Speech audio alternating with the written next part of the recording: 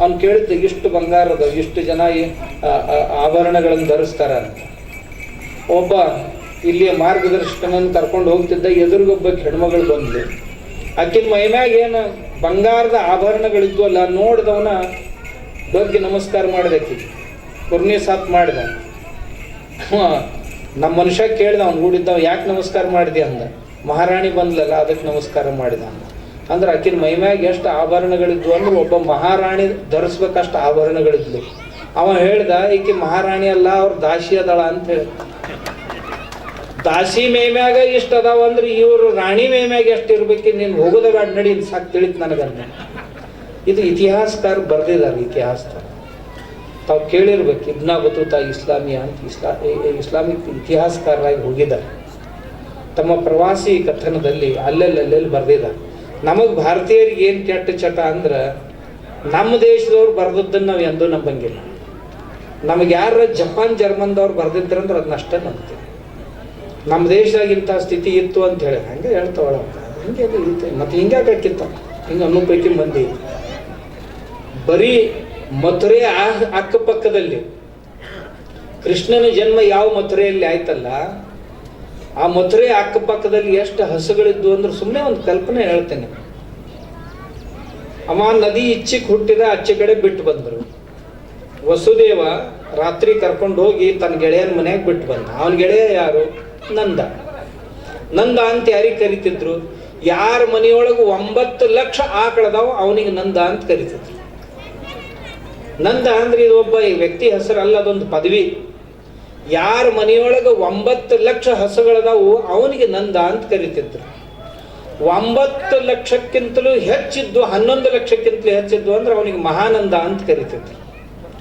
5 ಲಕ್ಷ ಹಸುಗಳಿದ್ದು ಅಂತಂದ್ರೆ ಅವನಿಗೆ ಉಪನಂದ ಅಂತ ಕರಿತಿದ್ರು. ಇಂಥ 9 ಮಂದಿ ನಂದರು ಎಲ್ಲಿ ವಾಸ್ತವ್ಯ ಮಾಡ್ತಿದ್ರಲ್ಲ ಅದಕ್ಕೆ ಗೋಕುಲ ಅಂತ ಹೆಸರಿತ್ತು. ಗೋಕುಲ ಅಂದ್ರೆ ಏನು? 9 ಜನ ನಂದರು ಅಂದ್ರೆ 9 81 ಲಕ್ಷ ಆಕಳುಗಳು ಯಾವ ಎಷ್ಟು ಪ್ರದೇಶದಾಗ ವಾಸ್ತವ್ಯಕ್ಕಿದ್ವಲ್ಲ ಅದಕ್ಕೆ ಗೋಕುಲ ಅಂತ ಕರಿತಿದ್ರು. ಆ ಗೋಕುಲಕ್ಕೆ ದೇಶ ವಿದೇಶದಿಂದ ಜನ ಬರ್ತಿದ್ರು. ಅಲ್ಲಿಂದ ತುಪ್ಪ, ಒಂಟಿ, ಆನಿ, ಕುದುರೆ, ಎತ್ತುಗಳ ಮ್ಯಾಗ ಹೇರ್ಕೊಂಡು ನಮ್ಮ ಸಿಂಧ್ ಪ್ರಾಂತದೊಳಗೆ ಹಾಯ್ದು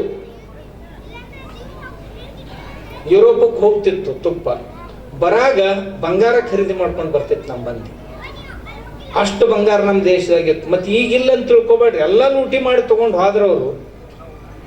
ಈಗೂ ಸಹಿತ ನಮ್ಮ ದೇಶದಾಗ ಎಷ್ಟು ಹೈವೇ ಅದಾವಲ್ಲ ಎಲ್ಲವಕ್ಕೂ ಬಂಗಾರ ತಗಡ ಬಡದ್ರು ಸಹಿತ ಇನ್ನ ಬಂಗಾರ ಉಳಿತೈತೆ. ಅಷ್ಟು ಇವತ್ತೂ ಐತಿ. ನಮ್ಮ ಜನರ ಪ್ರೀತಿನೇ ಅಷ್ಟು ಬಂಗಾರದ ಮ್ಯಾಗ. ಈ ಬಂಗಾರದ ಸಮೃದ್ಧಿ ಕೊಟ್ಟವ್ರು ಯಾರಂದ್ರೆ ನಮ್ಮ ಆಕಳುಗಳು, ನಮ್ಮ ಹಸುಗಳು. ಅವುಗಳು ಹಿಂದೆ ತಿರುಗಾಡ್ತಿದ್ರು. ಕೃಷ್ಣ ಒಂದು ಮಾತು ಹೇಳ್ತಿದ್ದ, ಹಸುಗಳನ್ನು ಸಾಕ್ಬೇಕು, ಹಾಲು ಮಾರಾಟ ಮಾಡಬಾರ್ದು. ಹಾಲು ಮಾರಕ್ಕೆ ಹೊಂಟ್ರು ಹೆಣ್ಮಕ್ಳು ಅಂದ್ರೆ ಹುಡುಗರು ಗ್ಯಾಂಗ್ ತಗೊಂಡು ಕಲ್ ತಗೊಂಡು ಹೋಗಿದ್ದ, ಒಡೆದು ಬಿಡ್ತಿದ್ ನಾವನ್ನೆಲ್ಲ. ಯಾಕಂತ ಕೇಳ್ತಿದ್ರಿ, ಯಾಕೆ ಹೊಡೆದೆ ಅಂತ. ಈ ಹಾಲಿನ ಮ್ಯಾಗ ಹಕ್ಕು ಹುಡುಗರ್ದೈತಿ. ಹುಡುಗರು ತಿಂದುಂಡು ಉಳಿತಂತಂದ್ರೆ ಮಾರಾಟ ಮಾಡ್ಬೇಕು. ಮತ್ತು ಅವ್ರು ಕುಡಿಯೋರು ಯಾವಾಗ ಉಳಿದವಾಗ ಹುಡುಗರು ತಿಂದು ಉಂಡು ಉಳಿದದ್ದನ್ನು ಹೆಪ್ಪು ಹಾಕಬೇಕು. ಹೆಪ್ಪು ಹಾಕಿಂದ ತುಪ್ಪ ಬಂದದ್ದನ್ನು ಅಷ್ಟೇ ಮಾರಾಟ ಮಾಡ್ಬೇಕು. ತುಪ್ಪ ಬಿಟ್ಟು ಉಳಿದ ಯಾವುದನ್ನು ಮಾರಾಟ ಮಾಡುವಂಥ ಸಂಕಲ್ಪ ನಮ್ಮ ದೇಶದೊಳಗೆ ಇರಲಿಲ್ಲ. ಈಗೇನು ಹಾಲು ಮಾರಕ್ಕೆ ಹತ್ತೀವಲ್ಲ, ಮನ್ಯಾಗ ಒಬ್ಬರಿಗೆ ಹಾಲು ಬಾಗಿಲ್ದಾಗ ಆಕಳ ಕಟ್ಟಿರ್ತಾರ, ಅದು ರಗಡ್ ಹಾಲು ಕೊಡ್ತೈತಿ. ಇವ ಹೊರಗಿಂದ ಜೋಲಿ ಹೊಡ್ಕೊತ ಮನ್ಯಾಗ ಬರ್ತಾನೆ. ನಿಮ್ಗೆ ಗೊತ್ತೈತಲ್ಲ ಯಾಕೆ ಜೋಲಿ ಹೊಡಿತಾರ? ಲೇಜಿ ಮಾಡ್ಕೋತಾರ. ಅದು ಆಕಳಂತೈತಿ, ನಾ ಇಷ್ಟು ಚಲೋ ಹಾಲು ಕೊಡ್ತಿದ್ದೆ, ಇವ ಹಿಂಗ್ಯಾಕೆ ಜೋಲಿ ಹೊಡಿತಾನ? ಅದಕ್ಕೇನು ಗೊತ್ತಿವ? ಡೇರಿಗೆ ಹಾಕಿ ರೊಕ್ಕ ತಂದು ದಾರು ಕುಡ್ದಾನ ಅನ್ನೋದು ಅದಕ್ಕೇನು ಗೊತ್ತು? ಪಾಪ.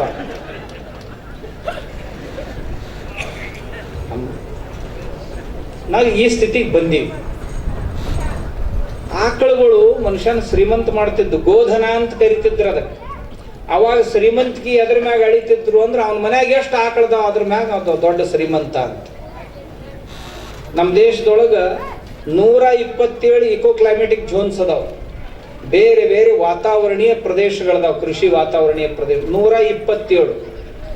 ಹುಬ್ಬಳ್ಳಿಯಾಗಿದ್ದದ್ದು ಕಾರವಾರದಾಗಿಲ್ಲ, ಕಾರವಾರದಾಗಿದ್ದದ್ದು ಮೆಂಗಳೂರಿಗಿಲ್ಲ, ಮೆಂಗಳೂರಿಗಿದ್ದದ್ದು ಬೆಂಗಳೂರಿಗಿಲ್ಲ. ಇಲ್ಲಿ ಬೆಂಗಳೂರಾಗ ಏನಾಯ್ತು ಆ ವಾತಾವರಣ ಮಹಾರಾಷ್ಟ್ರದಾಗಿಲ್ಲ, ಮಹಾರಾಷ್ಟ್ರದಾಗ ಇದ್ದದ್ದು ಗುಜರಾತ್ದಾಗಿಲ್ಲ, ಗುಜರಾತ್ದಾಗ ಇದ್ದದ್ದು ರಾಜಸ್ಥಾನದಾಗಿಲ್ಲ, ಕಾಶ್ಮೀರದಂದ ಬೇರೆ, ದಿಲ್ಲಿಯಂದ ಬೇರೆ, ಪಂಜಾಬ್ದಂದ ಬೇರೆ, ಇಂಥ 127 ಇಕೋ ಕ್ಲೈಮೆಟಿಕ್ ಝೋನ್ಸ್, ಬೇರೆ ಬೇರೆ ವಾತಾವರಣೀಯ ಪ್ರದೇಶಗಳಿದ್ದು ಅಷ್ಟೇ ಆಕಳುಗಳು, ಜಾತಿಯ ಆಕಳುಗಳು ಇಷ್ಟು ಈ ದೇಶದಾಗಿದ್ದು 127 ಕನಿಷ್ಠ ಜಾತಿಯ ಆಕಳುಗಳಿದ್ದು. ಈಗ ಎಷ್ಟು ಅದಪ್ಪ? ಈಗ ಒಂದು 40 ಜಾತಿ ಉಳ್ದಾವ. ಎಲ್ಲಿ ಹೋದಪ್ಪ? ಎಲ್ಲ ನುಂಗಿದವನ, ಎಲ್ಲ ಮುಗಿಸ್ಬಿಟ್ಟು ಮನುಷ್ಯ. ಯಾವುದಕ್ಕೆ ಬಯೋಡೈವರ್ಸಿಟಿ ಅಂತ ಕರಿತಿದ್ದೀವಲ್ಲ, ಜೈವ ವಿವಿಧತೆ ಅಂತ ಕರಿತಿದ್ದೀವಲ್ಲ, ಅದನ್ನೆಲ್ಲ ತೀರಿಸ್ಬಿಟ್ಟು. ಕರ್ನಾಟಕದಾಗ ಎಷ್ಟು ಜಾತಿ ಆಕಳುಗಳು? ಈಗೂ ಸಹಿತ ಅತಿ ಹೆಚ್ಚು ಜಾತಿ ಆಕಳುಗಳಿದ್ರೆ ಅದು ಕರ್ನಾಟಕದಾಗ ಎಲ್ಲ ತೀರಿನೂ ಸಹಿತ. ದಕ್ಷಿಣದಾಗ ಹೋಗ್ರಿ, ಬರಗೂರು ಬರ್ತೈತಿ, ಮೈಸೂರು ಭಾಗದಾಗ, ಮೈಸೂರು ಬಾರ್ಡರ್ದೊಳಗೆ ಬರಗೂರು ಅಂತ ತಿಳ್ಕೊಂಡು ಹಿಂಗ ಉದ್ದು ಕೋಡ್ ಬರ್ತೈತೆ ಅದು.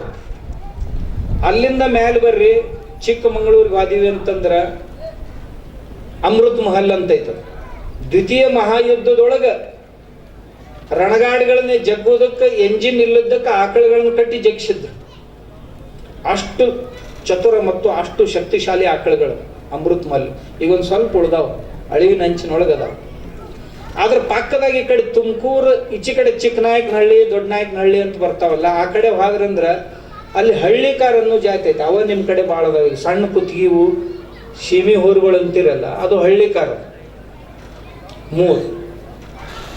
ಅಲ್ಲಿಂದ ಈ ಕಡೆ ಮಲೆನಾಡಿನೊಳಗೆ ಹೋದಿವಿ ಅಂದ್ರೆ ಮಲೆನಾಡ್ ಗಿಡ್ಡ ಅಂತ ಅತ್ಯಂತ ಗಿಡ್ಡ ತಳಿ ಆಕಳ. 1-1.5 ಫೀಟ್ ಅಷ್ಟೇ ಕಾಲು ಇರ್ತಾವೆ, ಉಳಿದದ್ದೆಲ್ಲ ಹೊಟ್ಟೆನೇ ಇರ್ತದೆ.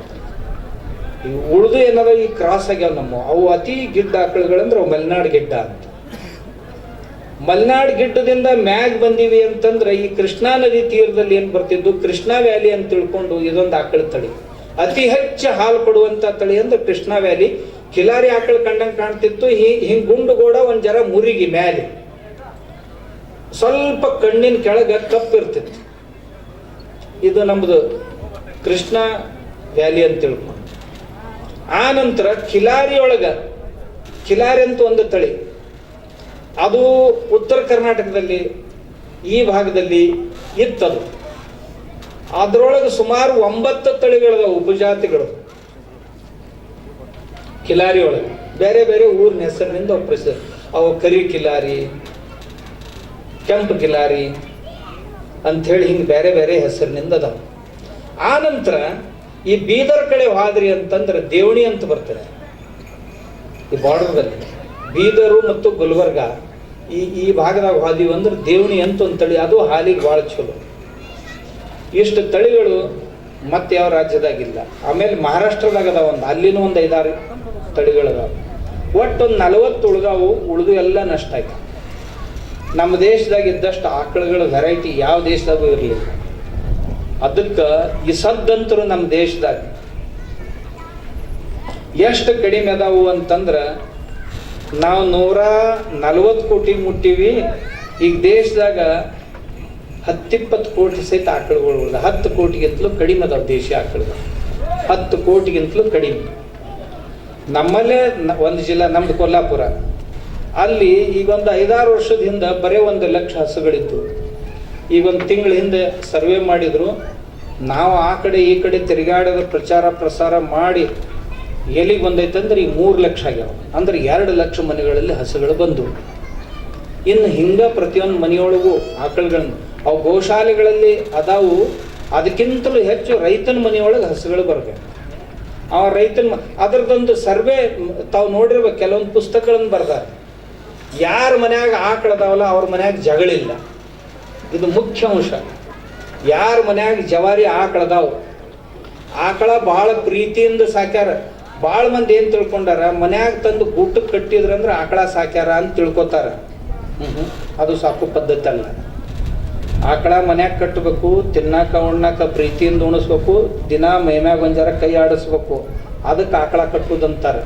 ಇರ್ಲಿಲ್ಲ ಅಂದ್ರೆ ಕಟ್ಟು ಹೋದ್ರಿ 2-3 ತಿಂಗಳಿಗೆ ಹೋದ್ರೆ ಜಾಡಿಸಿ ಒತ್ತಂತಂದ್ರೆ ಕಾಲರ ಮುರಿತೈತಿ, ಹಲ್ಲರ ಮುರಿತಾವ. ಅದು ಕಾಯ್ಕೋತಾನ ಕುಂತಿರ್ತೈತಿ. ಇವ್ ಕಟ್ಟು ಹೋದಾಗ ಎಂದ ಬಂದಾನಂತ. ಇವ್ರು ನಮ್ಮನ್ನು ಕೇಳ, ಅವು ಕಿಲಾರಿ ಭಯಂಕರ ಒದಿತಾವ್ ಹಾಯ್ತಾವ್ರಿ ಅಂತ. ನಿನ್ನ ಅಷ್ಟ ಮಾಡಿಬಿಡ್ತಾವ್. ಭಾಳ ಚಲೋ. ಕೆಳಗೆ ಹಾಕಿ ತುಳಿಬೇಕಾಗಿರ್ತಾವ, ಬರೀ ಒದ್ದು ಕೈ ಬಿಡ್ತಾವ. ನಿಮ್ಮನ್ನ ಒಂದಿಷ್ಟು ಕಟ್ಟಿ ಹಾಕಿದ್ರೆ ಹೆಂಗೆ ಆಕೈತೆ ಒಂದು ತಿಂಗಳು ಲೆಕ್ಕ ಹಾಕ್ರಿ. ನಾವು ಪ್ರಾಣಿಗಳನ್ನು ಸಹಿತ ನಮ್ಮಂಗೆ ಕಾಣಬೇಕು. ನಮಗಾಗಿ ಜೀವ ಕೊಡ್ತಾವೆ. ನಿಮ್ಮ ಮನ್ಯಾಗ ಆಕಳುಗಳು ನೀವು ಮನ್ಯಾಗ ಹೋದ್ರಿ ಅಂದ್ರೆ ನಿಮ್ಮನ್ನು ಗುರ್ತಾ ಹಿಡಿದು ಕತ್ತಲ್ದಾಗ ಸಹಿತ ಎದ್ದು ನಿಂದಿರ್ಬೇಕು. ದನಗಳು ಎದ್ದು ನಿಂತು ಕೂಡಲೇ ಕಿವಿ ನಿಗರಿಸಿ ಕಣ್ಣು ಹಿಂಗೆ ಮಾಡಿ ನಿಮ್ಮ ಕಡೆ ನೋಡಿದು ಬಾಲ ಹಿಂದೆ ಎತ್ತಬೇಕದು. ಬಾಲ ಹಿಂಗೆ ಒಳಗೆ ತಗೋತಂತಂದ್ರೆ ನಿನಗೆ ಬೆದರೈತೆ ಅಂತ ತಿಳ್ಕೊಳ್ಳೋದು. ನಿನಗೆ ಅದಕ್ಕೆ ಒಟ್ಟ ತಾಳ್ಮೇಳಿಲ್ಲ ಅಂತ ತಿಳ್ಕೊಳ್ಳೋದು. ಕಿವಿ ಹಿಂಗೆ ಕೆಳಗೆ ಮಡಿಚಿ ಹಿಂಗೆ ಮಾಡಿತು ಮುಂದಂತಂದ್ರೆ ತಿಳ್ಕೊಬೇಕು ನಿಂದು ಅದರದ್ದು ತೀರೈತೆ ಋಣ ಅಂತ. ಕಿವಿ ಮ್ಯಾಗ ಬರ್ಬೇಕು. ಮನ್ಯಾಗ ದನಗಳು ಸಂತುಷ್ಟ ಅದಾವಿಲ್ಲ ಹೆಂಗೆ ತಿಳ್ಕೊಳ್ಳೋದು? ಇದರಿಂದನೇ ತಿಳ್ಕೊಳ್ಳೋದು. ಕಣ್ಣ ನೀರು ತುಂಬಿರ್ಬೇಕು ಆಕಳುಗಳು. ನೀ ಸನೇಕ ಹೋದ ಕೂಡಲೇ ನೆಕ್ಕಬೇಕದು. ಹಂಗೆ ನೆಕ್ತಂದ್ರೆ ಈ ಮನ್ಯಾಗ ಗೋಮಾತೆ ಸಂತುಷ್ಟ ಅದಾಳ. ಆ ಮನೆಗೇನು ಕಡಿಮೆ ಬೀಳುದಿಲ್ಲ. ಆ ಮನ್ಯಾಗ ಒಟ್ಟ ಜಗಳ ಆಗೋದು. Cow is a wonderful laboratory. ಬ್ರಾಜಿಲ್ದವ್ರು ಒಂದು ಪುಸ್ತಕ ಬರೆದ್ರು, Indian cow is a wonderful laboratory ಅಂತ. ಇದೊಂದು ಅದ್ಭುತ ಪ್ರಯೋಗಶಾಲೆ ಅಂತ. ನೀವು ಹೋಗ್ರಿ ಈ ದಕ್ಷಿಣ ಆಫ್ರಿಕನ್ ದೇಶದಲ್ಲಿಯೂ ಸಹಿತ ನಮ್ಮ ಹಸುಗಳನ್ನು ಬ್ರಿಟಿಷರ ಕಾಲದಾಗ ತೊಗೊಂಡು ಹೋಗ್ಯಾರ ಇಲ್ಲಿಂದ. ಈ ಸುಡಾನ್ ಗಿಡಾನ್ ಅಂತ ಕೆಲವೊಂದು ಉರುಗ್ವೇದಾಗ ಹೋಗ್ಯಾವು. ಈ ಆಫ್ರಿಕನ್ ಕಂಟ್ರಿ ಒಳಗೂ ಸಹಿತ ಇಲ್ಲಿಂದ ಹಸುಗಳನ್ನು ಬ್ರಿಟಿಷರು ತೊಗೊಂಡು ಹೋಗ್ಯಾರ. ಆ ಆಕಳುಗಳು ಈಗ ಹೆಂಗದಾವ ಅಂತಂದ್ರೆ ದಿನ ಅಲ್ಲಿ ಜನ ಮತ್ತೇನು ಮಾಡೋದಿಲ್ರಿ. ಒಬ್ಬೊಬ್ಬರ ಮನ್ಯಾಗ 100 ಆಕಳದವು ಕಾಡಿನಾಗ ಬೇಸ್ಕೊಂಡು ಬರೋದು. ಮುಂಜಾನೆ ಹಾಲು ಕರೆದು ಕುಡಿದು. ಅವು ಮೊಸರು ಮಾಡಂಗಿಲ್ಲ, ಮಜ್ಜಿಗೆ ಮಾಡಂಗಿಲ್ಲ, ಬರೀ ಹಾಲು ಕುಡಿದು. ಆಮ್ಯಾಗ ಹುಡುಗರ ಕೆಲಸ ಏನು? ಹುಳ್ಳು ಸುಡುದು, ಅವನ್ನ ಒಣಗಿದನ್ನ ಬೂದಿ ತಗೊಂಡು ಮೇಯ್ಗೆ ತಿಕ್ಕೋದು. ಬೂದಿ ಮೇಯ್ಗೆ ಹಚ್ಚಿ ತಿಕ್ಕಿದ್ರ ಅವಕ್ಕೆ ಬಿಸಿಲು ಹತ್ತಂಗಿಲ್ಲ, ಅವಕ್ಕೆ ಚಳಿ ಹತ್ತಂಗಿಲ್ಲ, ಒಂದು ಉಣ್ಣೆ ಹತ್ತಂಗಿಲ್ಲ. ನಿಮ್ಮ ಮನ್ಯಾಗ ದನಗಳಿಗೆ ಉಣ್ಣೆ ಅದು ಅಂತಂದ್ರೆ ಅದೇ ಆಕಳದ ಬೂದಿ ತಗೋರಿ. ಬೂದಿ ತಗೊಂಡು ಗಸ ತಿಕ್ಕಿ ಬಿಡ್ರಿ. ಅರ್ಧ ತಾಸು ಒಂದು ತಾಸು ತಿಕ್ಕಿ ಹೊರಗೆ ಆ ಕಡೆ ಹೊಲ್ದಾಗ ಒಯ್ದು ಕಟ್ಟಿ ಬಿಡ್ರಿ, ದೂರ ಒಯ್ದು. ತಾಸ್ನಾಗ ಒಂದು ಉಣ್ಣು ಉಳಿಯಂಗಿಲ್ಲ ಅದ್ರ ಮೇಮ್ಯಾಗ. ಸುಲಭ ಐತಂತೇಳಿ ಇಲ್ಲ ಅಂತೇಳಿ ಆ ಔಷಧ ತಗೊಂಡು ಬಂದು ಹೊಡಿ, ಈ ಔಷಧ ತೊಟ್ಟು ತಂದು ಮನ್ಯಾಗ ಇಟ್ಟಿರ್ತಾನ. ಇವ್ರ ಮನೆಯವ್ರೇ ಎಂದರ ಕುಡ್ದಿರ್ತಾರೆ. ಆ ಪಾಪ ಹೋಗುದಿಲ್ಲ, ಮಾಡಿದ ಪಾಪ ಹೋಗುದಿಲ್ಲ. ಹೋತ್ ಮನ್ಯಾಗ ಯಾರನ್ನ ತಗೊಂಡು ಹೋತಾವ. ಆಕಳುಗಳು ಭಾಳ ಚಲೋ ಇಲ್ರಿ. ಒಂದ್ ಜರ ಒಳ್ಳೆಣ್ಣೆ ಮ್ಯಾಗ ಹಚ್ಚಿ ಬಿಡ್ರಿ, ಏನು ಒಂದು ಉಣ್ಣು ಉಳಿಯಂಗಿಲ್ಲ. ಚಲೋ. ಆಕಳುಗಳು ತೃಪ್ತಾಗಿರ್ಬೇಕು. ಆಕಳುಗಳು ನೀವು ಆದ್ರೆ ಅಂದ್ರೆ ಎತ್ ನಿಂದಿರ್ಬೇಕು. ನಿಮ್ಮನ್ನು ಪ್ರೀತಿಸ್ಬೇಕು. ಅಂತ ಆಕಳ ಕರುಗಳ ಮನೆಯಾಗಿರ್ಬೇಕು. ಮತ್ತು ಬಹಳ ಜನ ಅಂತಾರೆ, ಏನ್ರಿ ನಮ್ಮ ಆಕಳುಗಳು, ನನಗೊಬ್ಬ ಮಂದಿ ಬಂದ ಅದರ ಚಲೋ ಈ ಗೀರ್ ಆಕಳದವನ್ರಿ ನಿಮ್ಮ ಕಡೆ ಕೊಡ್ತೀರಿ ಅಂತ. ನಾ ಯಾಕೆ ಅಂತಂದೆ. ಏನ್ರಿ ಮತ್ತು ನಿಮ್ಮ ಕಡೆ ಯಾವ್ದವ? ನಮ್ಮ ಕಡೆ ಕಿಲಾರಿ ಐತ್ರಿ ಅಂತ. ಯಾಕೆ ನಿಮ್ಮ ಮತ್ತು ಅದು ಇದ್ದಾಗ ಇದನ್ನೇ ಕೇಳ್ತಿ ಅಂತ ಕೇಳಿದ್ನಿ. ಅದು ಹಾಲು ಭಾಳ ಕೊಡೋದಿಲ್ರಿ ಅಂತ. ಆಯ್ತು, ನಿಮ್ಮ ಮನೆಗೆ ಎಷ್ಟು ಲೀಟ್ರ್ ಹಾಲು ಉಣ್ತೀರಿ ಅಂತ. ನಮ್ಮ ಮನೆಗೆ ಏನು ಬಿಡ್ರಿ, ಮುಂಜಾನೆ 1 ಲೀಟ್ರ್ ರೀ, ಸಂಜೆಗೆ 1. ಚಾಕಲ್ಲ ಮತ್ತೆ ಅದಕ್ಕೆ ಕುಡಿದಂತರೂ ರೂಢಿ ಯಾರಿಗೆ ಇಲ್ಲೀಗ. ಈ ಹಾಲು ಎಲ್ಲಿ ಕುಡಿತಾರೆ? ಎಲ್ಲ ಹಾಲು ಕುಡಿಯಕ್ಕೆ ಕಲ್ತಾರೆ. ಆಲ್ಕೋಹಾಲ್ ಕುಡಿಯಕ್ಕೆ ಕಲ್ತಾರೆ. ಹಾಲಲ್ಲ, ಆಲ್ಕೋಹಾಲ್ ಅಂದ್ರೆ ನಿಮ್ಗೆ ಗೊತ್ತಾಯ್ತಲ್ಲ. ಅದೇ ಗ್ಯಾಂಗ್ನ ಭಾಳ ಆಗೈತೆ. ಅವ್ರಿಗೆ ಹಾಲು ಹೆಂಗೆ ರುಚಿ ಆಗ್ತೈತಿ? 2 ಲೀಟ್ರ್ ಹತ್ತವ್ರಿ. ಮತ್ತು ನಿಮ್ಮ ಕಿಲಾರಿ ಆಕಳ ಅದು ಮುಂಜಾನೆ 2 ಸಂಜೆ 2 4 ಲೀಟ್ರ್ ಕೊಡ್ತೈತೆ. ತಿನ್ನೋದು 2 ಲೀಟ್ರು, 4 ಕೊಟ್ಟರು ಸಮಾಧಾನ ಐತೆ. ಇದು ನಮ್ಮ ಒಕ್ಕಲಿಗೆ ಅನಿಸ್ತೈತಿ. ಅದು 4 ಲೀಟ್ರ್ ಕೊಡ್ತೈತಿ ಮುಂಜಾನೆ 2 ಸಂಜೆ 2. ಇವ ಮನ್ಯಾಗ ಖರ್ಚು ಮಾಡೋದು 2 ಲೀಟ್ರ್. ಮತ್ತು ಹಂಗಾದ್ರೆ ನೀವು 10 ಲೀಟ್ರ್ ಹಾಲು ತೊಗೊಂಡು ಏನು ಮಾಡಪ್ಪ ಅಂತ ಕೇಳಿದ್ ನಾವು. ಅದು ಬೇಕಾಕೈತಿ ಬಿಡ್ರಿ, ಒಂದು ಜರ ಡೇರಿ ಪರಿಗೆ ಹಾಕಕ್ಕೆ ಬರ್ತದೆ. ಆ ಡೇರಿಗೆ ಹಾಕಿದ್ರೆ ಇವಂದು ವ್ಯವಸ್ಥೆ ಆಕೈತೆ ಅಂತ. ಈಗ ಇಷ್ಟ ಅದ್ರ ಲೆಕ್ಕ ಮತ್ತೇನಿಲ್ಲ. ಅದಕ್ಕೆ ನಮ್ಮ ಭಾಗದಾಗ ಏನದಾವಲ್ಲ ಅವ ಆಕಳನ್ನ ನಮ್ಮ ಹತ್ರ ಇರ್ಬೇಕು. ಯಾವ ಹೊರಗಿನ ತರಕ್ಕೆ ಹೋಗ್ಬಾರ್ದು. ಬೀಗರು ನಿಮ್ಮ ಮನ್ಯಾಗ ಬಂದವ್ರು ಎಷ್ಟು ದಿವ್ಸ ಇರೋರು ಅದಾರ? ಎಷ್ಟು ದಿವ್ಸ ಇದ್ರೆ ನಿಮ್ಮ ಮನೆಯವ್ರು ಆಗ್ತಾರ ಅವರು? 20 ವರ್ಷ ಇಟ್ಕೊಂಡ್ರು ಇದು ನಮ್ಮದು ಎಂದು ಅನ್ನಂಗಿಲ್ಲ. ಯಾವ್ರ ಒಂದು ಕೂಡಲೇ ತನ್ನೂರ ಹೆಸರನ್ನ ಹೇಳವ.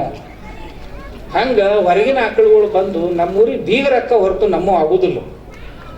ನಮ್ಮ ಭಾಗದಾಗ ಏನದ ಅವ ನಮ್ಮ ಆಕಳು. ಅವನ್ನ ಸಾಕ್ಬೇಕು. ಹೊಟ್ಟೆ ತುಂಬ ಉಣಿಸ್ಬೇಕು. ಅವು ನಮ್ಮ ಕಡೆ ಕಸಾಯಿ ಖಾನಿಗೆ ಹೋಗೋ ಆಕಳುಗಳು ಬರ್ತಾವೆ.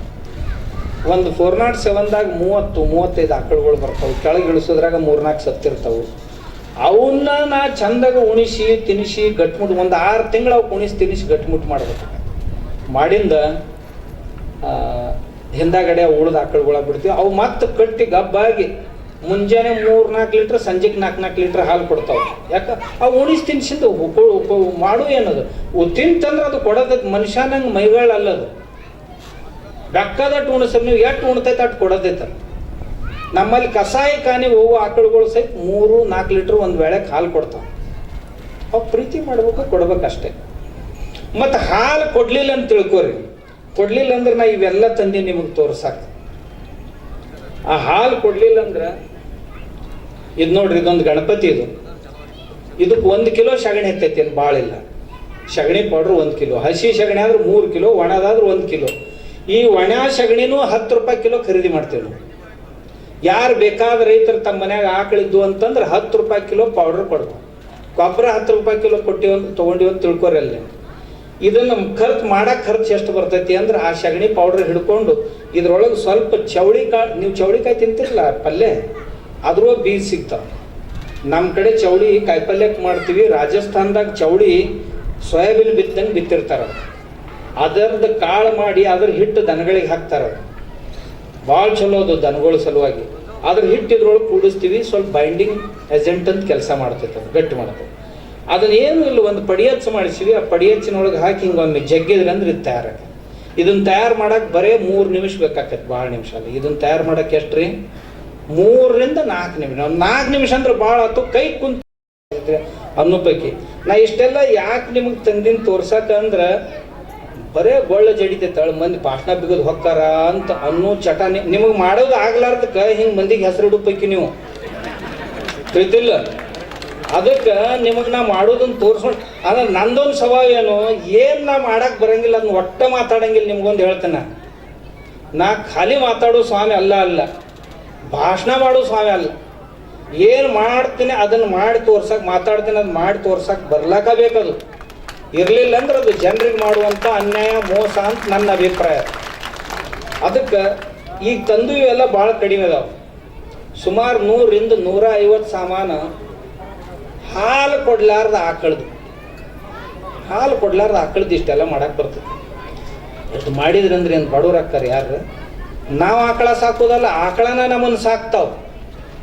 ನಾವು ಆಕಳ ಸಾಕೋದೇನು ದೊಡ್ಡ ಮಾತು ರೀ. ಅವ ನಮ್ಮನ್ನು ಸಾಕ್ತಾವೆ. ಅವಕ್ಕರು ಇದ್ರ ಮ್ಯಾಗ ನಾವು ಬದುಕ್ತೀವಿ. ಮನೆಯವ್ರಿಗೆ ಎಲ್ಲಿ ಹೊರಗೆ ಕೆಲಸ ಹುಡ್ಕೊಂತ ಹೋಗೋ ಅವಶ್ಯಕತೆ ಇಲ್ಲ. ಮನ್ಯಾಗ ಕೆಲಸ ಏನೋ 4 ಮಂದಿನ ತೊಗೊಂಡು ಬರ್ರಿ. ಮನ್ಯಾಗ ಒಂದ ಆಕಳ ದಿನ 10 ಕಿಲೋ ಸಗಣಿ ಕೊಡ್ತೈತಿ. ಹಗಲತ್ತು ಎಲ್ಲಿ ಯಾಕೆ ಹಾಕೊಲ್ದಕ್ಕೆ ಮುಂಜಾನೆದು ಹಿಡಿದ್ರು ರಾತ್ರಿ ಮುಂಜಾನೆದು ಹಿಡಿದ್ರು 10 ಕಿಲೋ ಇರತ್ತೈತಿ. 2 ಲೀಟ್ರ್ ಗೋಮೂತ್ರ ಮುಂಜಾನೆ ಎಲ್ಲಿ ಹೋಗಿಲ್ಲ ಇರತ್ತೈತಿ. ಮತ್ತು ಇದಕ್ಕಿಂತ ಇನ್ನೇನು ಹೆಚ್ಚಿಗೆ ಕೊಡಬೇಕು? ನಾ ಆಕಳ ಬಗ್ಗೆ ಮಾತಾಡಕ್ಕೆ ಹತ್ತಿದೆ ಅಂದ್ರೆ ತಿಂಗಳಗಟ್ಲೆ ಮಾತಾಡಿದ್ರು ನಿಮಗೆ ಬೇಸರ ಆಗಂಗಿಲ್ಲ. ಮತ್ತು ನಾ ಏನೀಗ ತಿಂಗಳಗಟ್ಲೆ ಮಾತಾಡೋ ಮನುಷ್ಯ. ನಿಮ್ಮದು ವೇಳೆ ಆಗೈತಿ, ನಂದು ವೇಳೆ ಆಗೈತಿ. ನಮ್ಮ ಶಶಿಕಾಂತ್ ಎಲಿಗಾರ್ ಅವರು ಈ ಗೋಮಾತೆ ಕೃಪಾ ನನಗೆ ಬರೇ ನಾನು ಹಸುವಿನ ಮಧ್ಯದಲ್ಲಿ ಮಲಗೀನಿ ಅನ್ನೋ ಆಭಾಸ ಆದ ತಕ್ಷಣ ಬೆಳಿಗ್ಗೆ ಎದ್ದು ಕುಂತ ನಾನು ಆಕ್ಸಿಜನ್ ಲೆವೆಲ್ ಹೆಚ್ಚಾಗಕ್ಕೆ ಅದಕ್ಕೆ ನಾನು ಆ ಗೋಮಾತೆಯ ಋಣದಿಂದ ಮುಕ್ತ ಆಗ್ಬೇಕಂತ ಗೋಶಾಲೆ ತೆಗಿಬೇಕಂತ ಗೋಶಾಲೆ ಇದು ಕೇವಲ ನನಗಾಗಿ ಆಗಬಾರ್ದು. ಇಂಥ ಒಂದು ಗೋ ವಿಜ್ಞಾನ ಕೇಂದ್ರ, ಗೋಶಾಲೆಗಳಾಗಿರಬಾರ್ದು, ಅವು ಗೋ ವಿಜ್ಞಾನ ಕೇಂದ್ರಗಳಾಗಬೇಕು. ನಾವು ಭಾಳ ಮಂದಿ ಗೋಶಾಲೆ ಕಟ್ಟಾಕತ್ತೀವಿ, ಗೋಶಾಲೆಗಳಾಗಬಾರ್ದು, ಅವು ಗೋ ವಿಜ್ಞಾನ ಕೇಂದ್ರಗಳಾಗಬೇಕು. ಯಾಕಂತಂದ್ರೆ ಆಕಳು ಕೊಟ್ಟದ್ದು ಹಂಗಿರ್ತೈತಿ. ನೀವು ಭಾಳ ಮಂದಿ ಟೇಸ್ಟ್ ಮಾಡಿಲ್ಲ. ಆಕಳು ಈತೈತಿ, ಈದ್ ಕೂಡಲೇ ಉಚ್ಚಬುಡ್ಡೆ ಅಂತ ಹೊಡಿತೈತಿ. ನೋಡಿರಿ ಹೌದಿಲ್ಲ ನೀವು? ಒಕ್ಕಲಿಗರು ಎಷ್ಟು ಮಂದಿ ಇದ್ರಿ ಇದ್ರಾಗ? ಅವ್ ಮಾರಿ ನೋಡಿದ್ರೆ ಗೊತ್ತಾಕೈತಿ ನನಗೆ ಇದ್ರಾಗ ಎಷ್ಟು ಮಂದಿ ಇದೀರಿ ಅಂತ. ನೀವು ಒಂದು ಕೂಡಲೇ ಒಕ್ಕಲಿಗರು ಹಾಕ್ತೀರಿ. ಉಚ್ಚಬುಡ್ಡಿ ನೋಡ್ಲಾರ್ದ ಮಂದಿ ಎಷ್ಟೋ ಐತಿ ಇದ್ರಾಗ. ಉಚ್ಚಬುಡ್ಡಿ ಹೊಡೆದ ಕೂಡಲೇ ನೀರು ಬರ್ತೈತಿ ಗೊತ್ತೈತೆ ನಿಮ್ಗೆ? ಉಚ್ಚಬುಡ್ಡಿ ನೀರು ಬರ್ತೈತಿ ಗೊತ್ತೈತೆ? ಆ ನೀರು ಒಂದು ವೇಳೆ ನೀವು ಹಂಗ ಕಾಯ್ದಿಟ್ರಿ ಗ್ಲಾಸ್ನೊಳಗೆ ಅಥವಾ ಗಡಿಗ್ಯಾಗ ಅಂದ್ರೆ ನಿಮ್ಗೊಂದು 50,000 ರೂಪಾಯಿ ಸಿಗ್ತೈತಿ. ನಿಮ್ಗೆ 50,000 ರೂಪಾಯಿ. ಆ ನೀರು ಏನು ಮಾಡಬೇಡ್ರಿ, ಅದನ್ನೊಂದು ಸ್ವಲ್ಪ ಶುದ್ಧ ಮಾಡಿಕೊಂಡು ಅದ್ರ ವಾಸನೆ ಕಡಿಮೆ ಮಾಡುವಂಥ ತಂತ್ರಗಳದ. ಅವನ್ನ ಮಾಡಿ ಜಳಕ ಮಾಡೋಕ್ಕಿಂತ ಮುಂಚೆ ತಲೆಗೆ ಮುಖಕ್ಕೆ ಹಚ್ಕೊಂಡು ಒಂದು 15-20 ನಿಮಿಷದ ನಂತರ ಜಳಕ ಮಾಡ್ರಿ. ಇಷ್ಟು ಮೆತ್ತಗಾಕೈತಿ. ಎದಕ್ಕೆ ಬೇಕ್ರಿ ಫೇರ್ ಆ್ಯಂಡ್ ಲವ್ಲಿ? ವಿಕೌಟ್ ಟರ್ಮರಿಕ್ ಅವನು ಎಲ್ಲ ಒಗಿರ ಕಡೆ ಕಸದಾಗ. ಇದು ನಂಬರ್ 1. ಆಮೇಲೆ ಆಕಳ ಈದ ನಂತರ ಇದೇ ಈ ನೀರು ಐತಲ್ಲ, ಈ ನೀರು ಬ್ಯಾರಲ್ ನೀರ್ನಾಗ ಹಾಕ್ರಿ. ನಿಮ್ಮ ನೀರ್ನಾಗ ಎಷ್ಟು ಭಾಳ ಹಾಕ್ಬೇಡ್ರಿ, ಒಂದು ತಂಬಿಗೆ ಹಾಕ್ರಿ 200 ಹಾಕಿ ಹಂಗೆ ಇಟ್ಟುಬಿಡ್ರಿ. ಇಟ್ಟು ಒಂದು 8-10 ದಿವಸದ ನಂತರ ಈ ನೀರು ಬೆಳಿಗ್ಗೆ ಸ್ಪ್ರೇ ಮಾಡಿರಿ. ನಿಮ್ಮ ಬೆಳೆ ಯಾವುದಕ್ಕೆ ಸ್ಪ್ರೇ ಮಾಡಿರಿ ಮಾಡ್ಲಾರ್ದು 2 ಡಿಸ್ಟೆನ್ಸ್ ನೋಡ್ಕೊಂಡು ಆಮ್ಯಾಗ ನನಗೆ ಹೇಳ್ರಿ. ಆ ಬೆಳೆ ಬಣ್ಣ ಹೆಂಗೆ ಚೇಂಜ್ ಆಗ್ತದ, ಎಲೆ ಹೆಂಗೆ ದೊಡ್ಡ ಆಗ್ತಾವು, ಬೆಳವಣಿಗೆ ಹೆಂಗೆ ಆಕತಿ, ಇದನ್ನ ನೋಡಿ ಆಮ್ಯಾಗ ನನಗೆ ಹೇಳ್ರಿ. ಯಾರು ಇದ್ರದ್ದು ಇದು ಕರ ಹೊರಗೆ ಬರ್ತೈತಿ, ಬಂದಿನ ಹಿಂದಾಗಡೆ ಒಂದು ಬೀಳ್ತೈತಿ. ಏನಂತೀರ ಅದಕ್ಕೆ? ಮಾಸ್ ಅಂತೀರ, ಹೌದಲ್ಲ? ಏನು ಮಾಡ್ತೀರ ಅದರದ್ದು?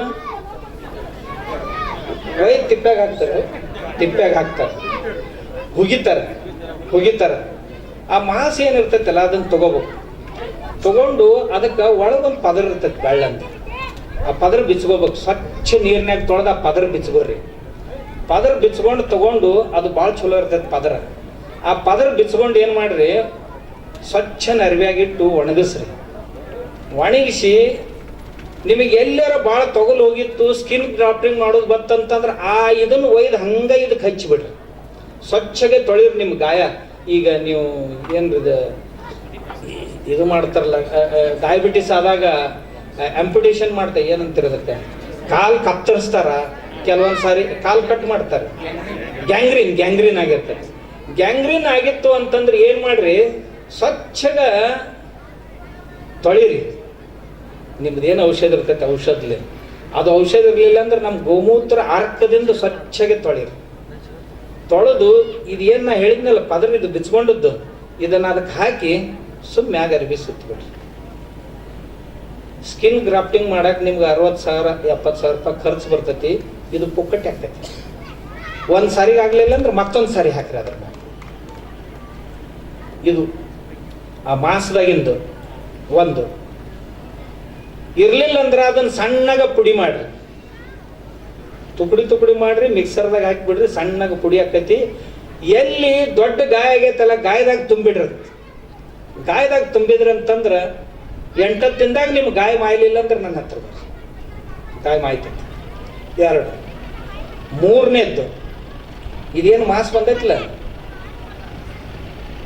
ಈ ಮಾಸ ಅದ್ರದ್ದೇನು ಒಳಗೆ ತಕೊಂಡ್ರಲ್ಲ, ನೀವು ತಕೊಂಡದ್ದನ್ನ ಜೇನು ತುಪ್ಪದಾಗ ಹಾಕಿ ತೆಯ್ದು ಯಾರಿಗೆ ನೆಕ್ಸೋದು ಗೊತ್ತೈತ?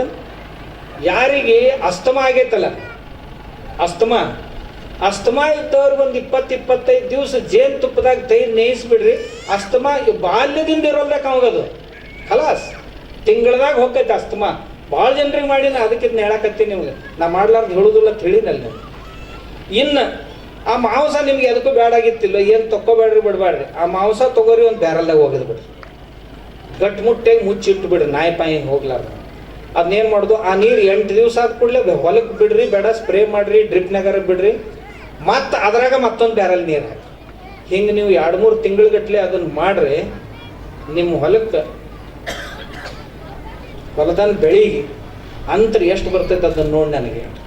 ಅದು ಏನೂ ಇಲ್ಲಂದ್ರೂ ಕಂಡಕ್ಟಿವ್ ಕಿಮ್ಮತ್ತಿಂದ ಆಕೈತೆ ಅದು ಮಾಂಸ. ಇಷ್ಟು ಮಾಡಿನೂ ಆಕಳು ಸತ್ತಂತೆ. ಕೆಲವೊಂದು ವಯಸ್ಸಾದ ನಂತರ ಆಕಳು ಸಾಯ್ತಾವೆ.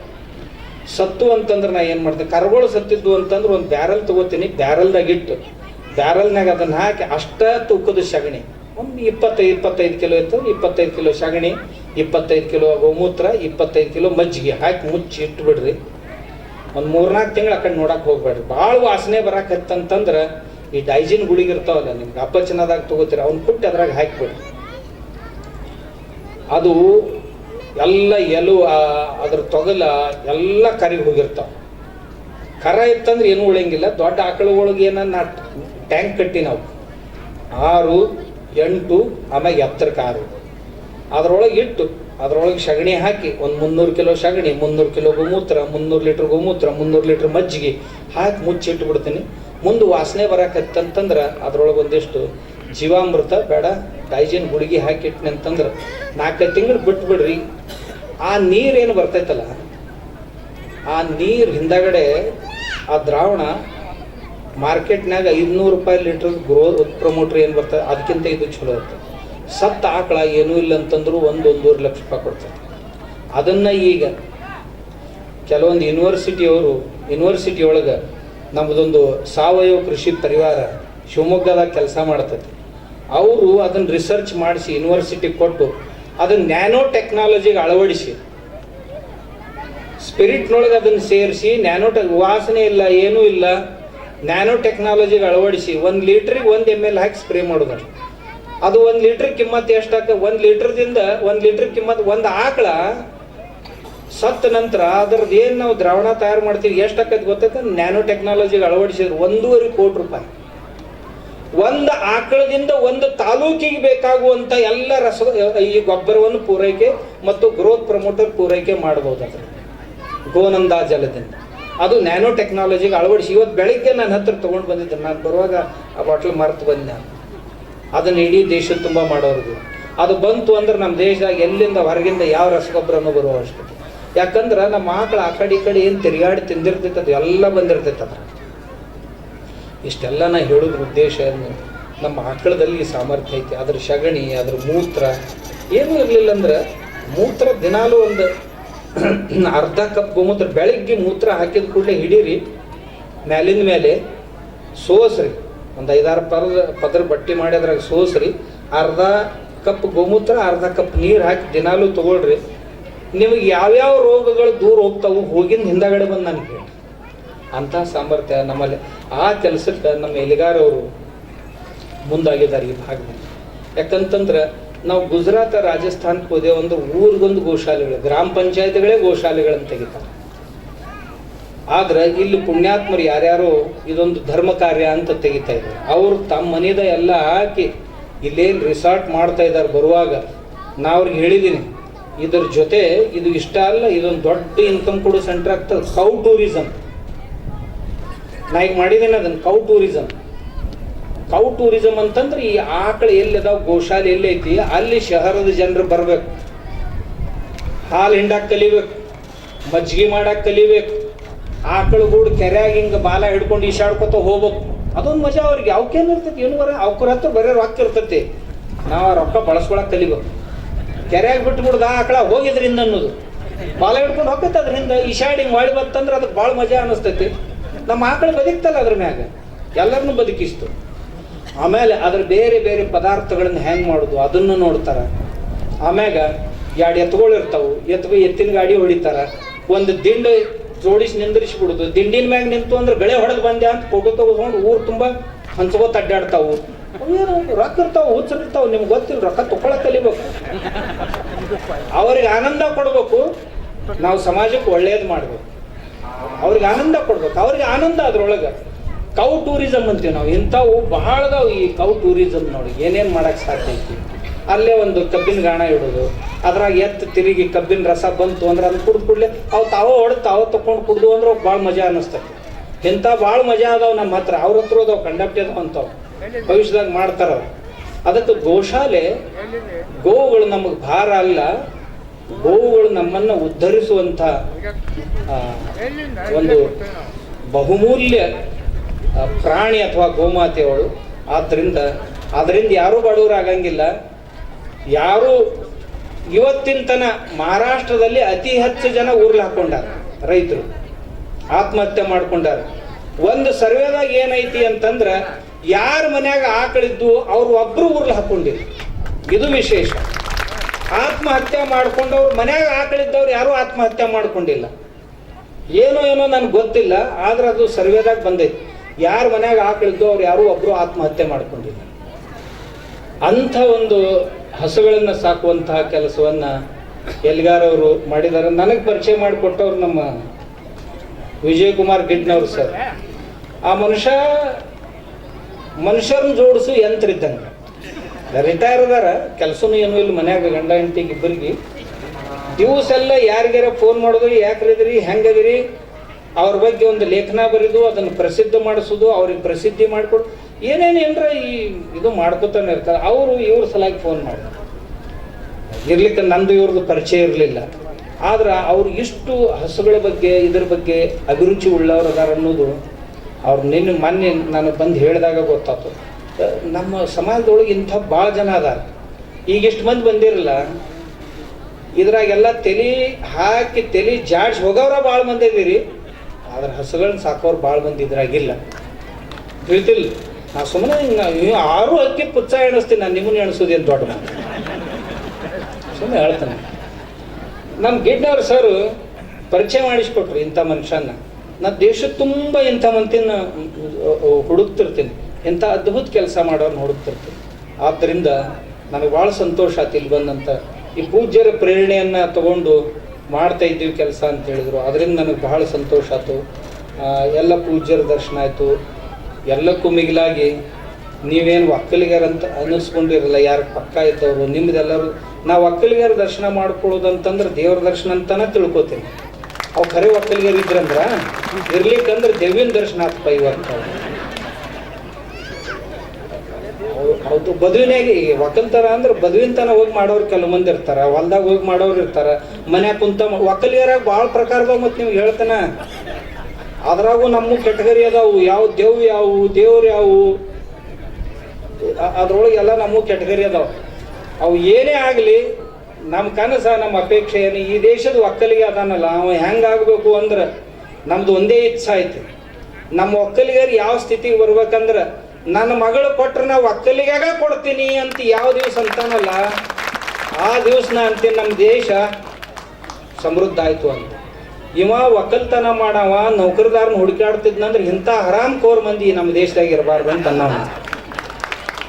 ಇವ ಒಕ್ಕಲ್ತನ ಮಾಡವ, ಇವಾಗ ಯಾರ ಹೆಣ್ಣು ಕೊಡ್ಬೇಕು, ಇವನ ಮಗ್ಗ, ಇವನ ಹೆಣ್ಣು ಮಾತ್ರ ಇವ ನೌಕರಿ ಮಾಡೋರು ಕೊಡ್ತೀನಿ ಅಂತಿದ್ನಂದ್ರೆ ಇಂಥ ಬದ್ಮಾಸರ ಜಗತ್ತಿನಾಗಿಲ್ಲ ಅಂತ ನಾ ತಿಳ್ಕೊಂಡು.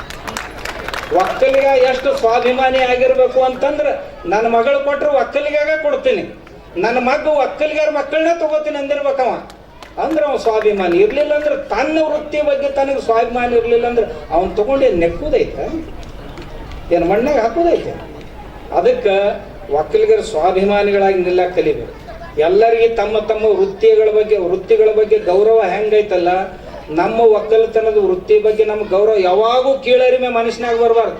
ನಾವು ಒಕ್ಕಲಿಗರ ಅಂದ್ಕೊಂಡೆ ಮಕ್ಕಳು ಪರಿಚಯ ಮಾಡುವ ಹೊತ್ನಾಗ ಇವ ಇದು ಮಾಡ್ತಾನ್ರಿ, ಮಾಸ್ತರ್ದಾನ್ರಿ, ಇವ ವಕೀಲದಾನ್ರಿ, ಇವ ಇಂಜಿನಿಯರ್ ಅದಾನ್ರಿ, ಇವ ಒಕ್ಕಲ್ತನ ಮಾಡ್ತಾನ್ರಿ. ಹಿಂಗೇನು ಮೂಗು ಮುರಿತಿರಲ್ಲ, ನಿಮ್ಮ ಮೂಗ ಕೊಯ್ಬೇಕಂತನ ಮೊದಲು ಪರಿಚಯ ಮಾಡಿದ್ರೆ ಇವ್ ಒಕ್ಕಲ್ತನ ರೀ, ನಾಡಿಗೆ ಅನ್ನ ಹಾಕವ ಇವನ ಹುಡುಗ ಅಂತ ಹೇಳ್ಬೇಕು. ಎಲ್ಲರಿಗೆ ಅನ್ನ ನೀಡೋ ಇವನ ರೀ, ಈ ಪುಕ್ಕಡ್ ತಿನ್ನೋ ಮಂದಿ ಇಲ್ಲ ಐತಿ ನೋಡ್ರಿ ಅಂತ ಪರಿಚಯ ಮಾಡಿಕೊಡ್ಬೇಕು. ಇವ್ ಮಂದಿ ಮ್ಯಾಗ ಪರಾವಲಂಬಿ ಜೀವಿಗಳು ಇಲ್ಲದವ್ರಿ, ಸ್ವಾವಲಂಬಿ ಇವ ಒಬ್ಬನ ಅದಾನ್ರಿ ಅಂತ ಪರಿಚಯ ಮಾಡಿ ಕೊಟ್ರಿ. ನಿಮ್ಮ ಪರಿಚಯ ಹಿಂಗ ಮಾಡ್ಕೋಬೇಕು. ಮತ್ತು ನೀವು ಇದೆಲ್ಲ ಇವು ಪರಾವಲಂಬಿ ಕೀಡಿಗಳು ಬಂದು ಇದು ಸ್ವಾವಲಂಬಿ ರೀ ಅಂತ ಪರಿಚಯ ಮಾಡ್ಕೋಬೇಕು. ಹಂಗಾದ್ರೆ ಒಕ್ಕಲಿಗರನ್ನ ಯಾರ ಕೇಳ್ತಾರೆ, ಇರ್ಲಿಕ್ಕಂದ್ರೆ ಎಲ್ಲರೂ ನಿಮ್ಮನ್ನು ತುಳ್ಕೊತ ಹೋಗ್ತಾರ. ನಿಮ್ಗೆ ಹೇಳ್ತೀನಿ, ನಮ್ಮ ವೃತ್ತಿಯ ಬಗ್ಗೆ ನಾವು ಯಾವಾಗಲೂ ಗೌರವ ತಾಳ್ಬೇಕು. ಅವಾಗ ದೇಶ ಒಕ್ಕಲಿಗರದಾಕತಿ, ಸಮಾಜ ಒಕ್ಕಲಿಗರದಾಕತಿ, ಎಲ್ಲ ಒಕ್ಕಲಿಗರದ ನಡಿತೈತಿ. ಅದಕ್ಕೆ ಅಂಥ ವಾತಾವರಣ ನಿರ್ಮಾಣ ಮಾಡ್ಬೇಕಂತ ಇಲ್ಲೊಂದು ಸ್ವರ್ಗ ನಿರ್ಮಾಣ ಮಾಡಕತ್ತಾರೆ ನಮ್ಮ ಶಶಿಧರ್ ಅವರು. ನಾ ಅಲ್ಲಿಂದ ನೋಡ್ಕೊತ ಬಂದೆ, ಒಬ್ಬ ಮನುಷ್ಯ ಏನು ಮಾಡ್ಲಿಕ್ಕೆ ಸಾಧ್ಯ. ಇಲ್ಲಿ ಮುಂದೆ ದೊಡ್ಡದು ಶಹರದ ಜನ ಬರ್ಬೇಕು. ಇದೊಂದು ದೊಡ್ಡ ರಿಸಾರ್ಟ್ ಇಲ್ಲಿ, ಅದು ಕೌ ಬೇಸ್ ರಿಸಾರ್ಟ್, ಅದು eco base resort, village base resort, ಗ್ರಾಮ್ಯತೆಯನ್ನು ಎಲ್ಲ ಶಹರ ಮತ್ತು ಗ್ರಾಮೀಣ ಜೀವನಗಳನ್ನು ತತ್ತು ಹಾಕುವಂಥ ಇದೊಂದು ಕೇಂದ್ರ ಆಗ್ತಾ ಇದೆ. ಭಾಳ ಸಂತೋಷ. ಅವ್ರು ಎಷ್ಟು ಜನರಿಗೆ ಸಹಾಯ ಮಾಡಿದ್ದಾರೆ. ಎಲ್ಲರೂ ಇಂಥ ಕಠಿಣ ಪರಿಸ್ಥಿತಿಯಲ್ಲಿ ಅದರ ಜೊತೆಗೆ ಈ ಹಸುಗಳನ್ನು ತಂದು ಏನು ಸಾಕ್ತಾ ಇದ್ದಾರೆ, ಅದು ಇನ್ನೊಬ್ಬರಿಗೆ ಆದರ್ಶ ಆಗುವಂತೆ, ಇದೊಂದು ಗೋವಿಜ್ಞಾನ ಕೇಂದ್ರ ಆಗುವಂತೆ ಮಾಡಬೇಕು ಅಂತ ಸಂಕಲ್ಪವನ್ನು ತಾಳಿದ್ದಾರೆ. ಅದಕ್ಕಾಗಿ ಅವರಿಗೆ ನಾನು ಅಭಿನಂದನೆಗಳನ್ನು ಹೇಳ್ತೀನಿ. ತಮ್ಮೆಲ್ಲರಿಗೂ ನಮಸ್ಕಾರ.